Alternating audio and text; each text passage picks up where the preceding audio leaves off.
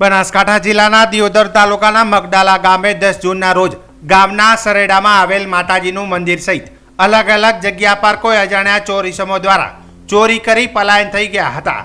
જે અંતર્ગત દિયોદર પોલીસને જાણ થતાં પોલીસે તે દિશામાં તપાસનો દોર ધમધમાટ શરૂ કર્યો હતો। જેમાં મગડાલા ગામે આવેલ સરેડામાં મામાજીના મંદિર તથા બાજુમાં આવેલ ભટિયાણી માતાજીના મંદિરની ઓરડીમાં અંદર પ્રવેશ કરી સ્ટીલની કમાટી જાળી નંગ 1 કિંમત ₹3500 અને લોખંડની કમાટી જાળી 1 કિંમત ₹1500 અને ઓરડીની અભરાઈ ઉપર રાખેલ ચાંદીનો માતાજીનો ઘોડો જેનું વજન આશરે 35.5 ગ્રામ